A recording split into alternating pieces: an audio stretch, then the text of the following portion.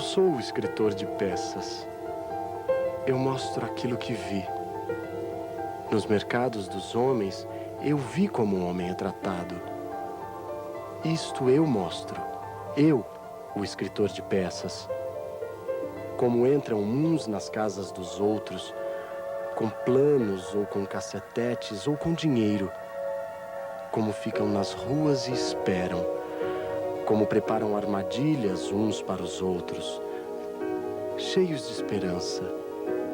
Como marcam encontros, como enforcam uns aos outros, como se amam, como defendem seus despojos, como comem.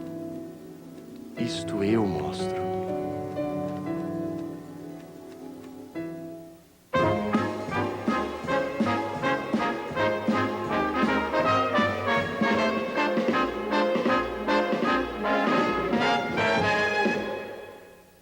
Se a humanidade foi criada pelos deuses, os poetas que se dedicam a escrever peças de teatro possuem algo de divino em seu trabalho.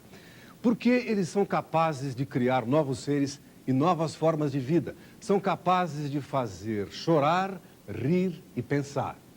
Vamos conhecer agora esse ofício que, apesar de divino, é o mais solitário do teatro, o ofício do dramaturgo.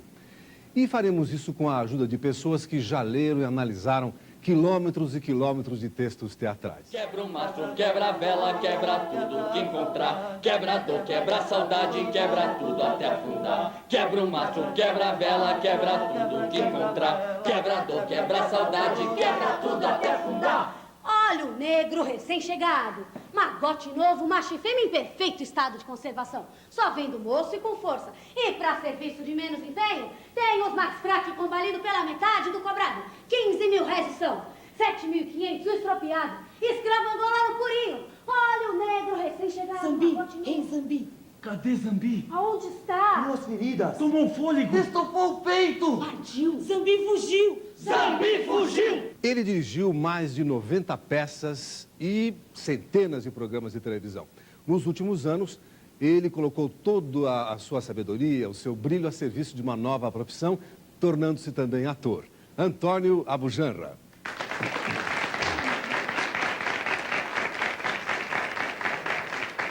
Ela se formou como atriz na Escola de Arte Dramática de São Paulo, depois tornou-se autora de teatro, de televisão, responsável por textos inesquecíveis como Fulaninha Dona Coisa, e também diretora de grandes sucessos como Almanac Brasil, Noemi Marinho.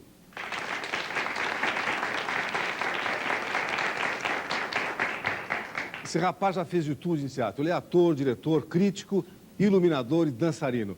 E, além disso, ganhou dezenas de prêmios em todas essas funções. Prêmio Molière, Mambembe, a PCA, governador do estado. Vamos aplaudir Chico Medeiros.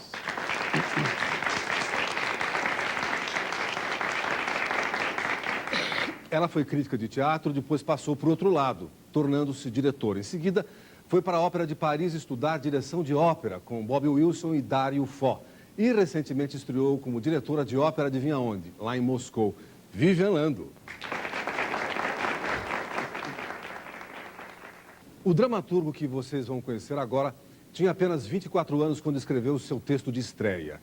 E com esse texto, ele já se tornou um divisor de águas na dramaturgia brasileira. Porque pela primeira vez no teatro brasileiro, o trabalhador urbano aparecia como protagonista. Pela primeira vez, a luta de classes era discutida aberta e explicitamente num palco.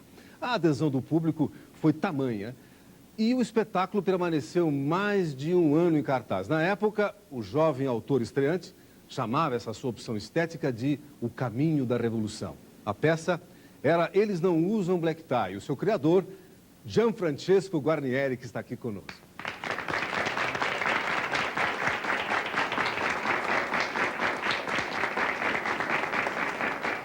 Guarnieri, eu aprendi num livro que no dia 14 de julho de 1789, dia da Revolução Francesa, no diário do Luís XVI, que era o rei na época, estava lá. Não aconteceu nada. Ou seja, quando a gente vive a história, a gente não tem consciência.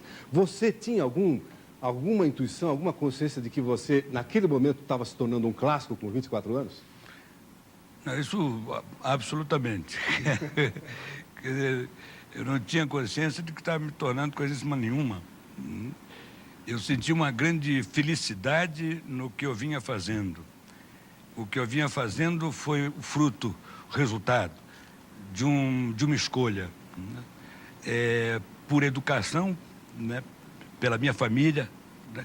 Eu me vi à frente de dois caminhos. Seria o caminho da contemplação, o qual a minha mãe que me levava mais, né? Minha mãe que se interessava muito por esoterismo, coisas ocultas. Minha mãe que fez parte da Sociedade Teosófica Brasileira, né? E que eu me interessava muitíssimo, né? Eu teve um momento que eu queria até aprender sânscrito, né? Era coisa assim. E, por outro lado, eu tinha meu pai, também um artista, como minha mãe, né? A música, o arpista. Meu pai, um maestro e tal, mas um homem de ação. E um homem que estava indignado, um homem enfurecido com o que ele acabava de ver na Europa, né? Principalmente no seu país, a Itália, né? De ver o fascismo, né? De ver o nazismo na Alemanha, essas forças que ele considerava as forças retrógradas, o ápice, né? do movimento mais retrógrado que pudesse existir na humanidade. E eu me vi diante dessas duas solicitações, né? E adorando ambas, né? Por um lado, eu talvez me trancasse, eu não pensava no lugar, no momento, mas hoje eu diria, me trancasse no Tibete, né? E por outro, eu estaria nas ruas, né? de todos os países do mundo, né? E com a bandeira na mão. E o que ganhou realmente foi o caminho da ação, né? O caminho da luta. Foi esse que ganhou. Nesse primeiro bloco de perguntas, nós vamos começar com questões ligadas à formação profissional.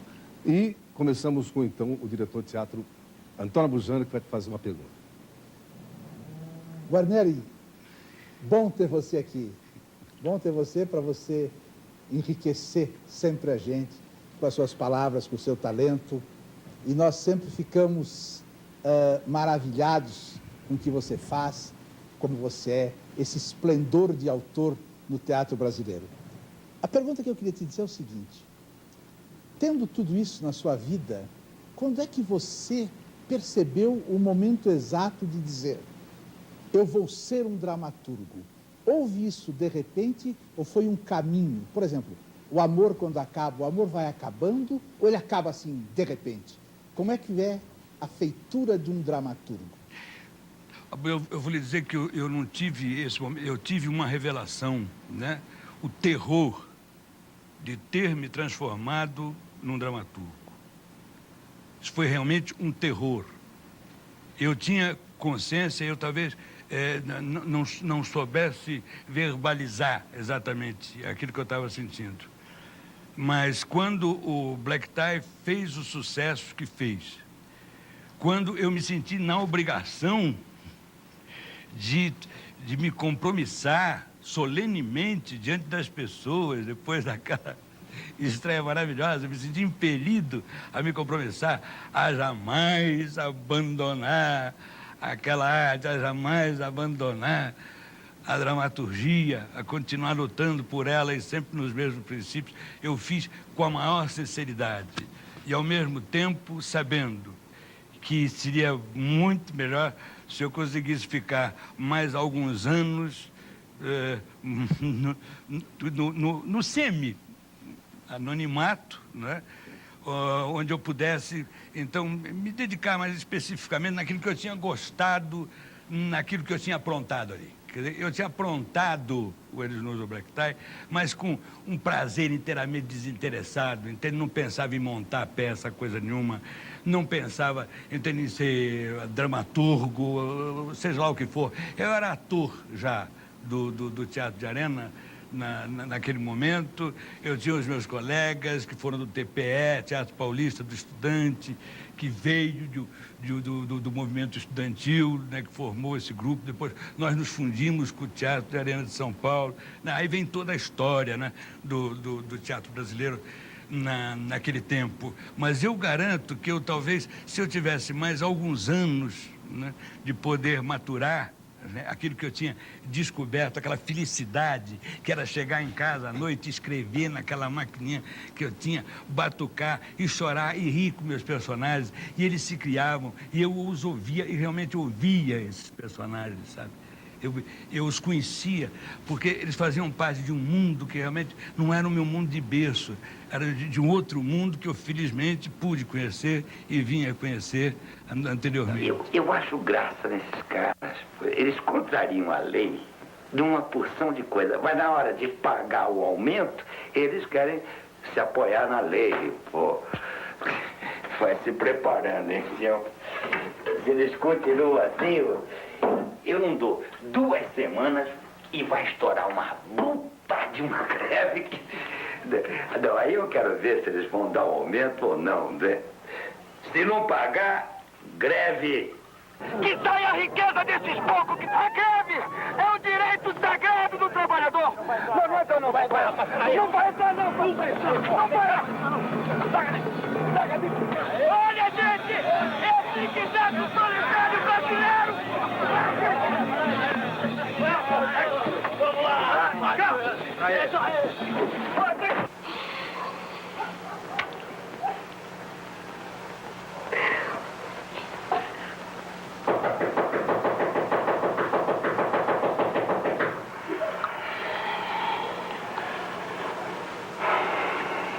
Lá vem complicação. Nós estamos vendo, então, que o Guarnieri é autodidata e, às vezes, os personagens, de fato, procuram o autor e não vice-versa. Noemi? Guarnieri, querido, você estava falando da tua primeira obra, Eles Não Usam Black Tie, que era um ator, um jovem, envolvido com a questão social, enfim. Era um jorro emocional, era uma coisa que você tinha a dizer, que você ouvia os personagens, como estava dizendo. Para um jovem dramaturgo que está começando no interior do Brasil, que deve estar ouvindo a gente, o que você pode dizer para ele de alguma técnica ou como ele poderia se formar? Qual seria um caminho para uma pessoa que tem esses impulsos de escrever para teatro?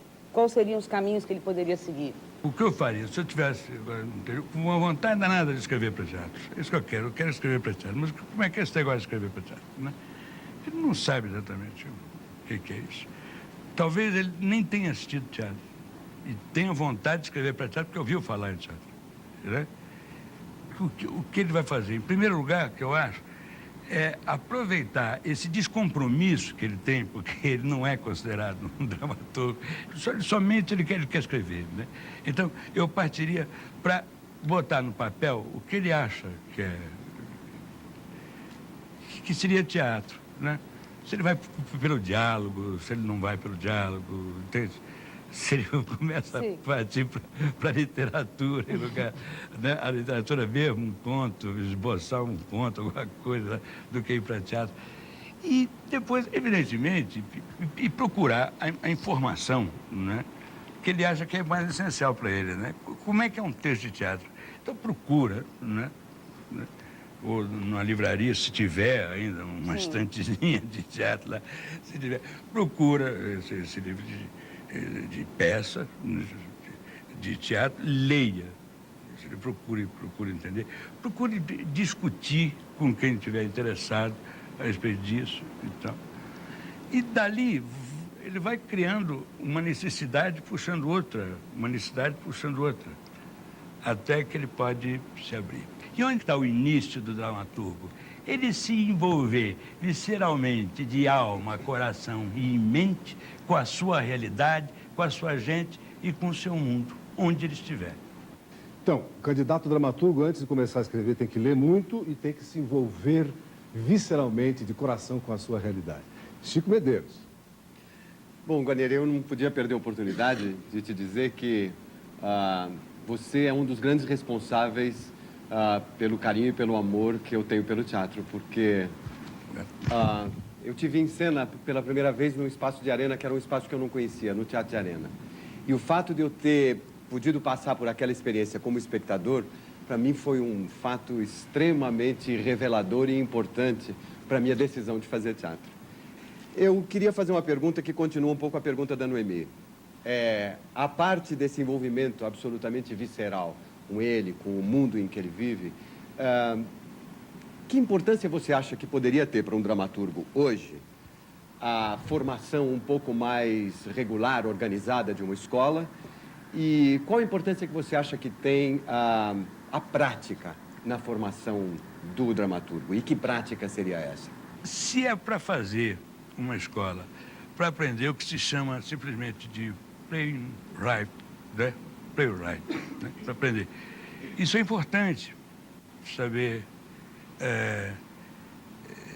saber os macetes, vamos dizer, de como se escreve, que é diferente, né, de estudar, por exemplo, Aristóteles, com sua poética e tantas pessoas e tal, que vieram e teorizaram, né, a respeito do teatro. Eu estou falando do playwright, que agora está surgindo realmente como um engessador, vamos dizer, do dramaturgo, né, através de fórmulas para que ele se adapte melhor e que responda ao mercado. Aí já uma coisa mais de comunicação de massa, né? As exigências desse mercado, que não atrapalhe o mercado, e que ele se comporte direitinho diante desse mercado e faça o que ele pede.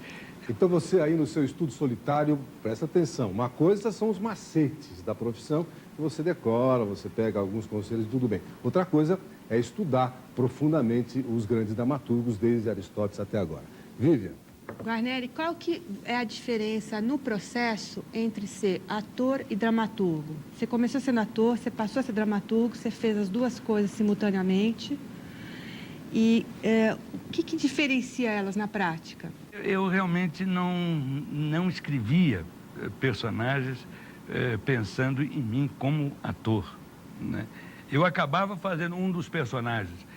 Por exemplo, no Jimba, né, num elenco de principais figuras de 9, eu fazia um papel lico das 9, chamava Mãozinha, né, que era um malandrico lá que aparecia, que avisava o Jimba de uma coisa, de outra. Não escrevi nada para mim. Mas eram dois profissionais, um escrevendo e um interpretando. Mas então. inteiramente Separado. diferente, inteiramente diferente. Inclusive, eu vou lhe dizer, é que o ator comigo, ele se diverte o tempo inteiro.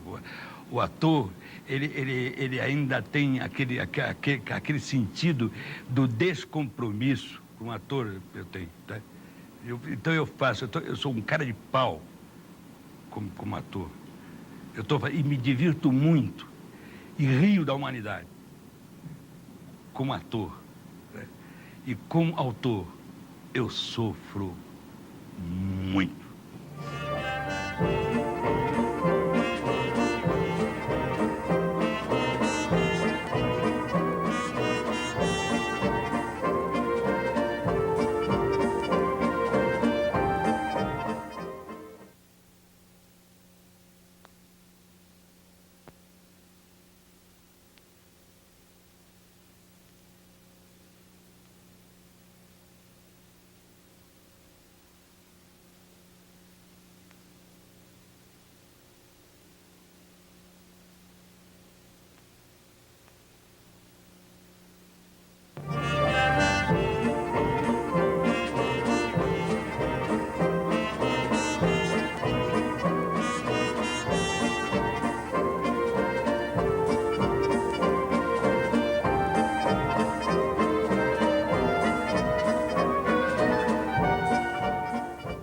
Sejamos magnânimos na ação, duros na repressão, plurais na opinião, singulares na obediência de minha ordem, descontentes haverá sempre. Um governo enérgico deve tomar medidas impopulares de proteção à coroa e não aos insatisfeitos. Meu governo será impopular e assim há de vencer passo a passo da lei que eu próprio hei de fazer. Senhores, vós guerreais como quem faz política, Eu farei política como quem guerreia. Vossas entradas foram derrotadas pela pluralidade de opiniões e partidos de pensamento.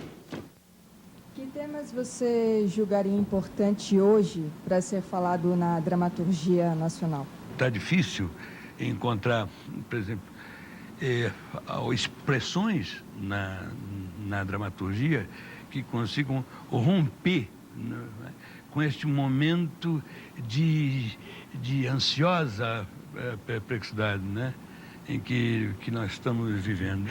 Agora, para mim, né, o que eu gostaria de aprofundar de forma, assim, o máximo possível, né, que eu conseguisse aprofundar para colaborar de alguma maneira, seria a questão da responsabilidade, né, que eu acho fundamental, né, aprofundar isso, a responsabilidade, a questão de uma verdadeira meditação, ter as armas para meditar sobre isso, entende? Que seria da liberdade, né? Já se falou, se discutiu-se tanto, né? Claro, há obras fantásticas, né, que tratam desse tema, né? Filósofos que consagraram sua vida a esse tema, e esse tema continua cada vez mais aceso, e um tema que eu acho fantástico também para se discutir e tal, que é o tema que é a democracia. Esse eu acho que é um tema. Liberdade, responsabilidade e democracia, ainda segundo o Guarneri, são os grandes temas. Agora chegou o momento da gente explorar em detalhe aquilo que em jargão de teatro se chama carpintaria de texto. Guarneri, diz pra gente o que você inventa primeiro, o ovo ou a galinha? Ou seja, o personagem ou a ação dramática? O que vem primeiro? Em geral, era a ação, né, que vinha primeiro, porque os personagens, eles já estavam mais ou menos, ainda não tinham aflorado, mas eu sabia que eles estavam lá, né?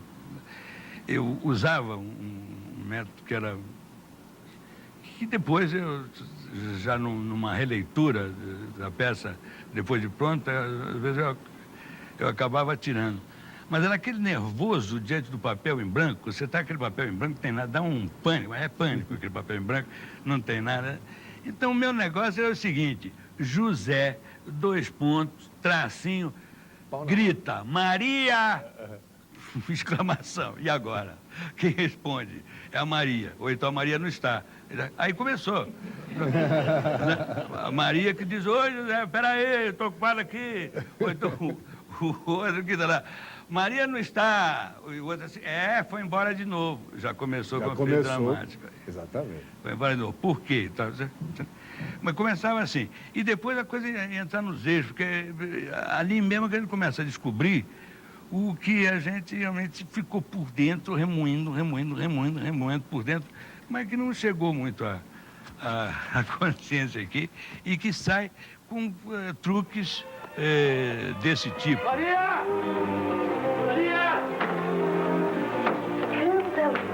Nossa, o que aconteceu com você? Cadê a Maria? Maria está grávida, não está? Agora, de fato, eu sou muito movido por... não propriamente por personagens, entende?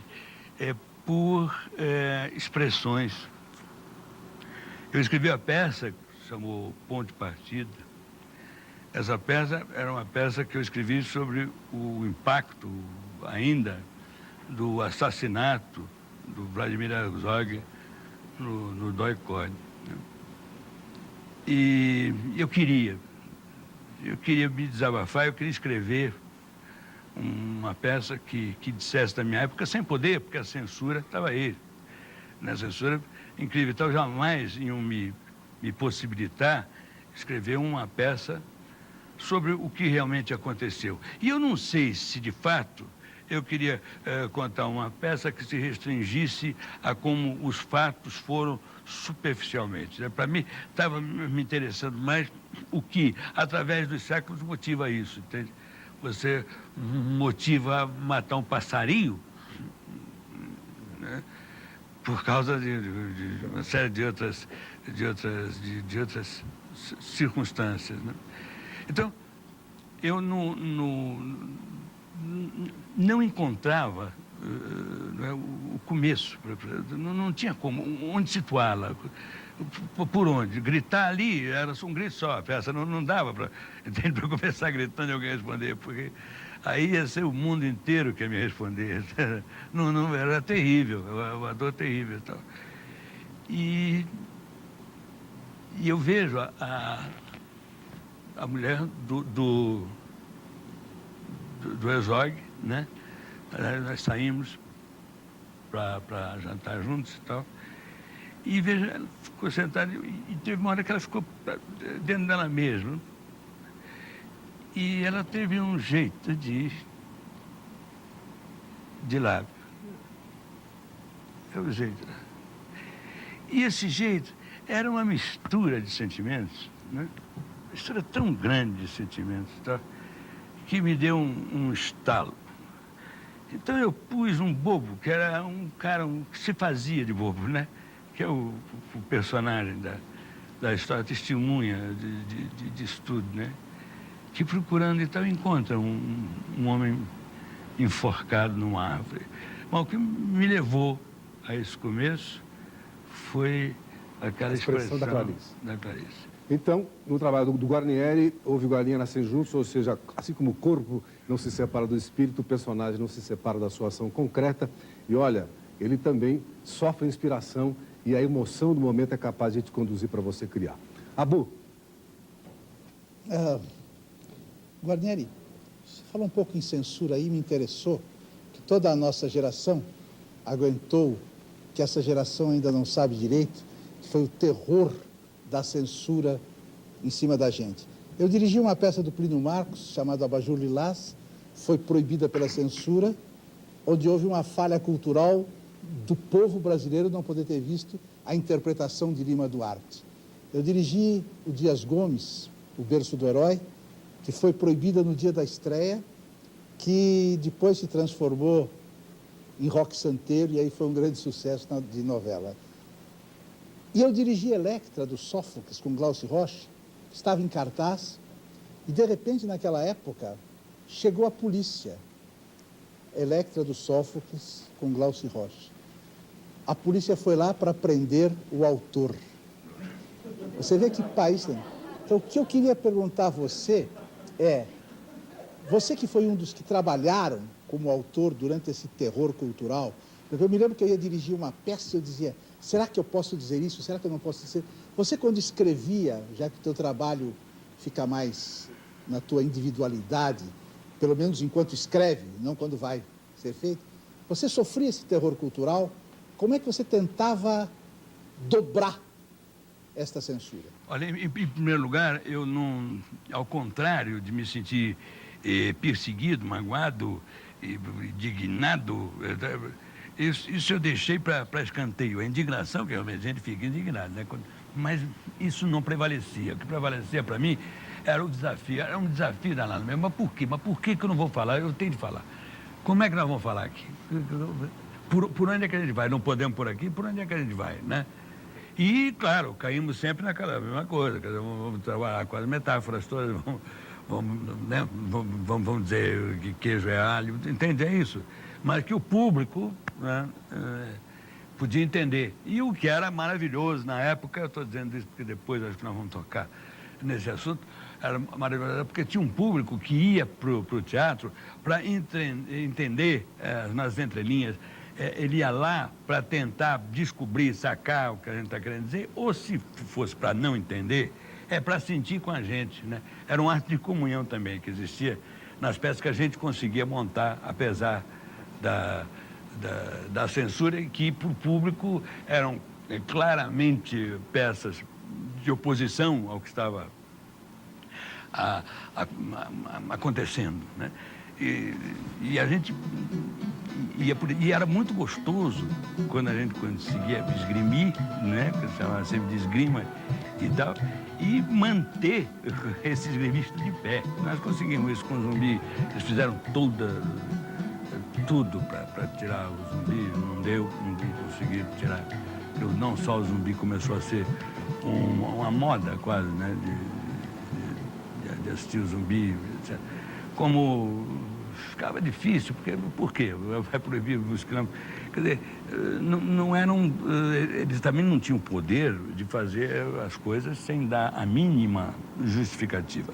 Agora, eu vou citar um exemplo para dizer que a censura é bem imbecil, apesar de quem estiver no poder, né?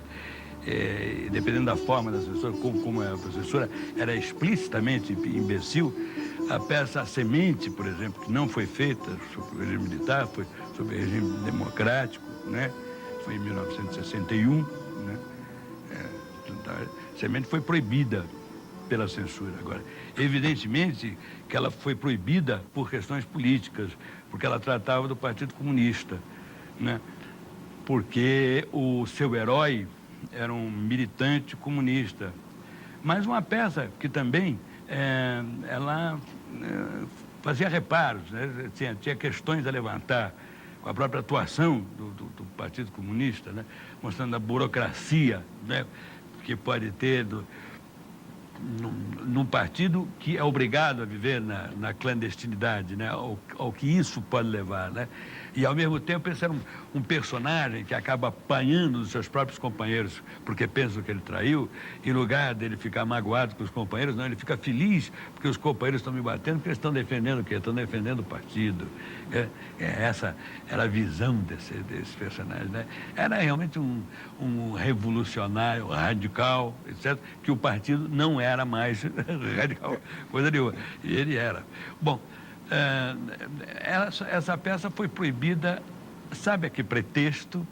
Pasmem, senhores, é que, numa certa hora, o personagem que eu fazia, aliás, chamava o João, que se casou com uma menina, um personagem muito jovem, né, que estava grávida, né, e vai ouvir, né, o filhinho se mexendo na barriga da mãe, né, então encosta o ouvido na barriga da mãe.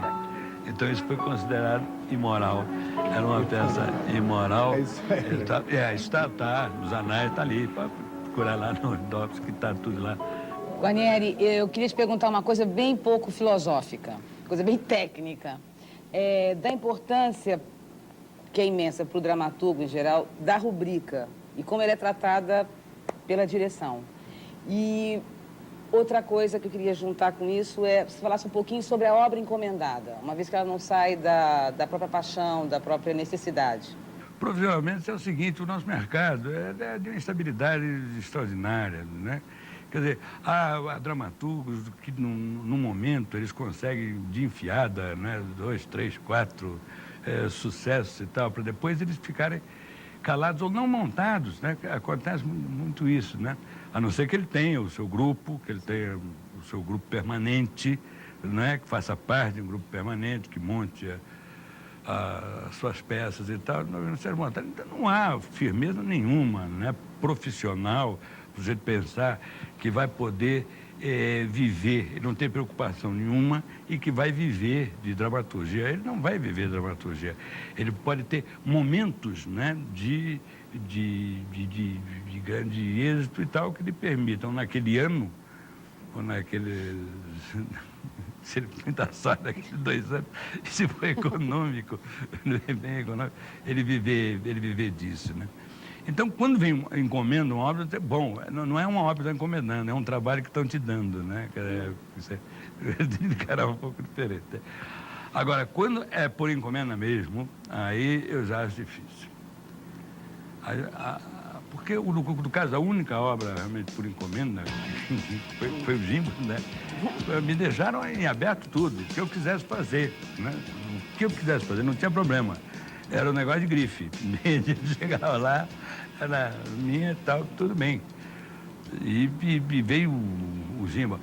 Agora, eu não me sentiria bem se me encomendassem em teatro algo já inteiramente já definido, etc. Que para mim isso é outra coisa, né? Isso não é do meu feitio, é diferente.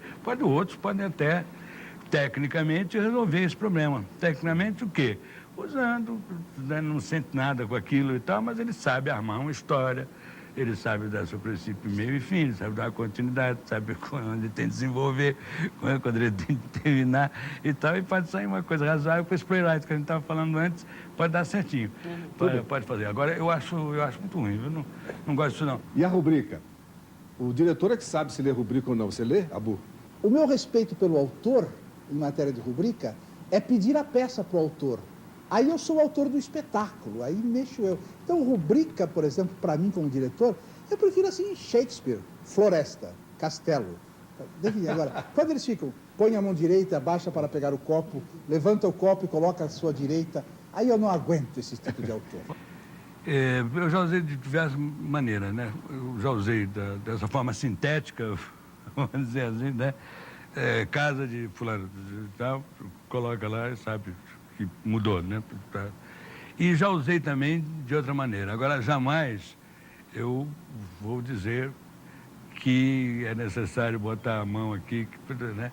O que eu procuro transmitir para o ator e para o diretor foram coisas que eu não me senti capaz, né, para desvendar isso no texto, no diálogo. No diálogo. Então, eu acho que é uma contribuição que eu estou dando para o ator e para o diretor, e que ele vai aceitar ou não, mas são estados de espírito. Para o ator é explicar por que aquilo que lendo pode parecer que ele vai falar de uma forma alegre, de uma forma suave e tal, ele no fundo tem uma trava terrível e tal. Então eu remeto o ator, vamos dizer, a o que veio antes, né?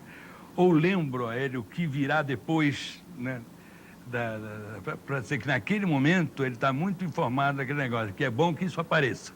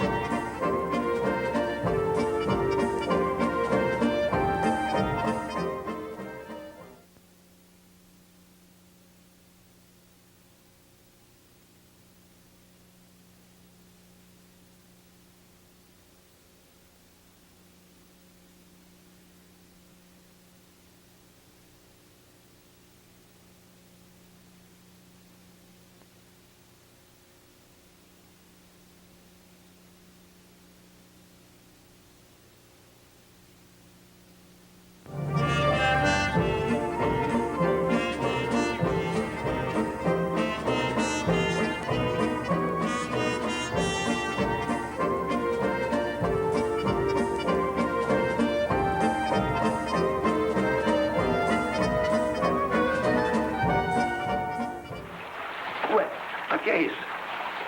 Tirando a chuva passar, pai. Boa noite, seu Tássio. Salve, moça. Como é que é? Pegaram muita chuva?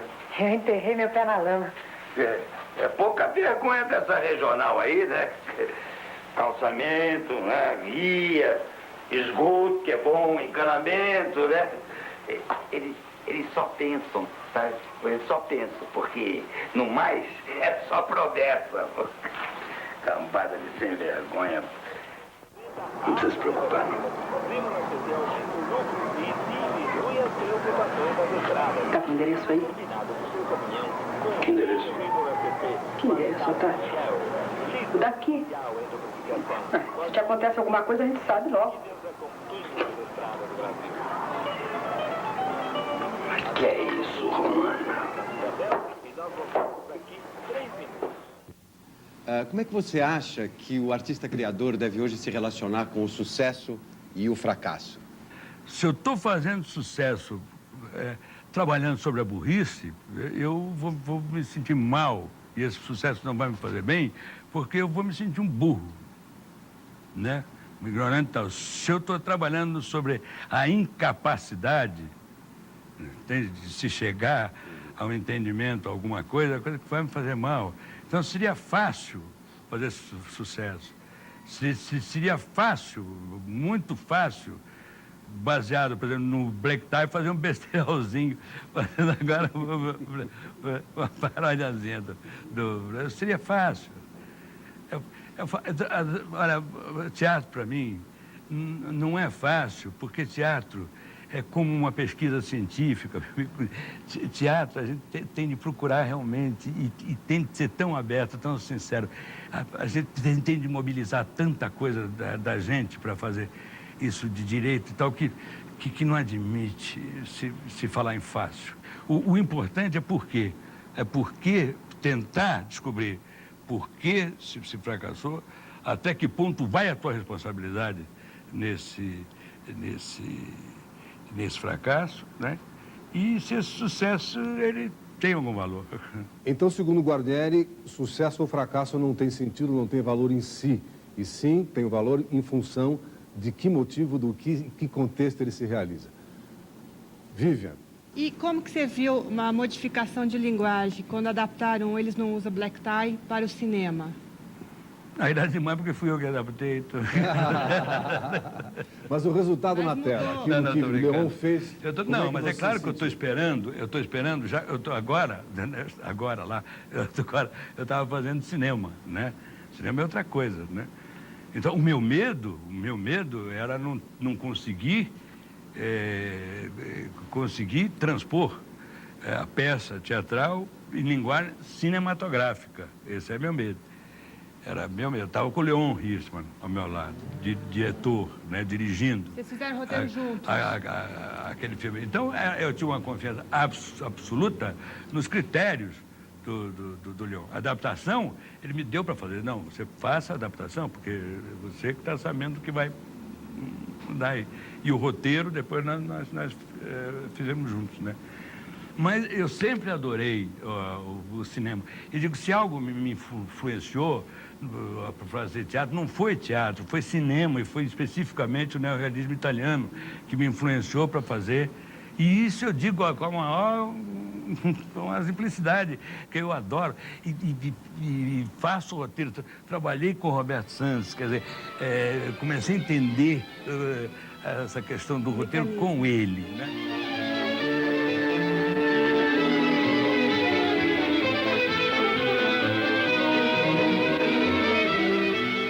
Dinheiro que sobrou não dá para pagar o terno. E é lógico, não é? Faz um mês que é só gastar. Vê isso.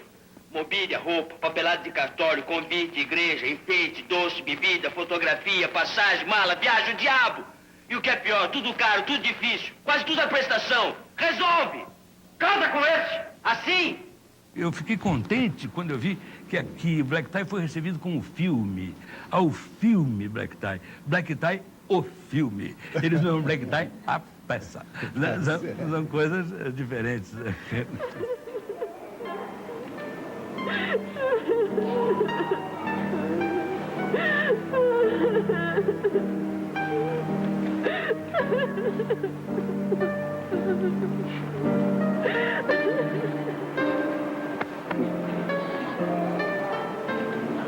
Nunca vi um companheiro maravilhoso como esse. Ia pensar que tinha tanta gente importante no enterro dele.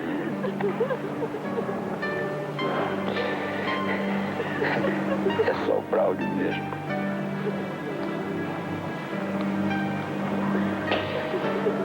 Viu, Chiquinho? Um dia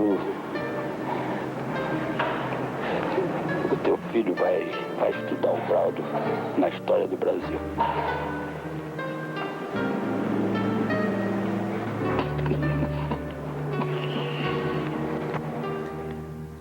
Guarnieri, quando você escreve, você procura atingir com a sua dramaturgia todos os povos? Todo artista tem essa ânsia de ser compreendido geralmente e de realmente se universalizar, quer dizer, de fugir do pequeno, né? De ficar encerrado no pequeno, porque o pequeno...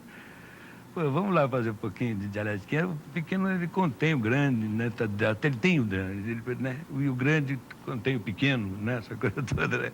Então, Eu acho que quanto mais a gente aprofunda aquilo que a gente quer dizer, se a gente consegue aprofundar, eu acho que a gente consegue dizer algo que é difícil, né? A gente consegue dizer algo realmente de especial sobre aquilo que a gente está falando, a gente consegue se comunicar com muita gente. Agora nós vamos falar sobre as condições concretas da profissão de dramaturgo. E não dá para falar sobre isso sem mencionar a questão do direito autoral. O direito autoral do Brasil está em processo de modificação legal. Guarnieri, o que você pensa de uma lei ideal de direito autoral? Qual é a maneira de se proteger legitimamente o autor nesse país? É uma montanha de interesses, né, que a cada tentativa de aprimoramento, né, são sacudidos, que é muito perigoso. Então, quando surge a possibilidade de uma emenda, a possibilidade de um substitutivo, não sei o quê, precisa estar com os olhos muito abertos, porque realmente é a hora da raposa entrar no galinheiro, né? Essa nova lei foi emendada, né? Essa nova lei, no seu espírito, antes, como ela foi apresentada, ela não tinha esta aberração. Agora foi emendada, né? Foi emendada. Então fizeram 2 artigos, se não me engano, 36 e o artigo 37, onde parece, porque está em juridiquês também, mas parece que né? Que o autor é despojado do seu direito patrimonial sobre a sua obra. Então ela passa a ser coletiva. Ele só manda na sua obra enquanto ele não tiver contratado, enquanto ele não estiver sendo pago para fazer aquilo. Quer dizer, de toda maneira que o sócio capitalista dele entrar, entende, ele perde o patrimônio dele. Ele vai ficar com o único patrimônio dele, que é o suor, o sofrimento quando escrevo e o trabalho, entende? Nós voltamos às noites escuras da escravidão. Exato. Só que agora mais sofisticadas, porque estão andando na esteira do primeiro mundo. Exatamente. Então tudo é mais bonito, tudo brilha, porque está tudo na Globo, tudo brilha, entende? E porque está tudo feito também pelo Spielberg nos seus momentos felizes de agradar as crianças. O dramaturgo não é exatamente um profissional, ele pode ser entendido como um trabalhador, ele tem direitos como um trabalhador. É importante ser um autor teatral, ser um dramaturgo. E eu gosto muito quando tratam de poeta, porque eu acho que é um poeta. É um poeta. É o que a gente procura, né? É o excelso da poesia. Guarnieri, como é que está o teatro brasileiro hoje e como você se situa nesse momento, na expectativa que todos nós fazemos de você como o grande escritor brasileiro, o que deu a grande virada do teatro brasileiro, como você se situa nesse momento como escritor? Meu amigo Juca, muito obrigado pelas suas palavras. Eu estou aí, Juca, eu estou na liça, né? Continuamos aí no trabalho, não temos desânimo nenhum quanto à possibilidade de fazer. Estamos perseguindo, procurando a melhor maneira de tratar das temáticas mais importantes que eu já me referi aqui, né? E dentro desse panorama que também nós tocamos, não detalhadamente, mas nós tocamos nesse panorama teatral, e tocamos também coisas fundamentais que estão faltando ao país para que o teatro também possa se resolver, porque se o país não se resolve, o campo cultural e dentro dele o teatro e tal vai sofrer muito. Então nós temos um caminho muito longo ainda para perseguir. Eu acho que quando essa máquina começar a andar, quando essas coisas começarem a agir uma sobre a outra, o dramaturgo, então, ele vai vir novamente a público, então, para poder falar sobre o que está acontecendo e procurar participar dessa discussão e dessas colocações, né? Bom, como vocês puderam notar, a dramaturgia é uma opção difícil, perturbadora, mas irresistível. Esperamos que essa experiência profissional do brilhante e combativo autor que esteve aqui conosco tenha o poder de despertar em todos nós a capacidade de superar com entusiasmo todos os desafios que vão aparecer. E agora, Guarnieri, fica o espaço para você encerrar, se você lembrar uma coisa que ficou faltando, para falar para essa juventude que está te ouvindo. Eu acho muito bom que se tenha essa preocupação com a formação para que seja possível uma retomada dos grupos permanentes, né? Daqueles grupos que tenham a possibilidade de trabalhar juntos, não eventualmente quando são chamados aqui ou ali, num lugar ou noutro, mas que possam se juntar durante um largo período, um período útil para que se possa se fazer e aproveitar algum trabalho. Vão ser 10, né, me parece, núcleos nesse sentido. Para mim, o núcleo que vingar já está bom, mas se vingarem os 10, então. E eu quero agradecer muito essa oportunidade e a escolha, né, para representar, né, nessa série de depoimentos, o dramaturgo brasileiro. Muito obrigado.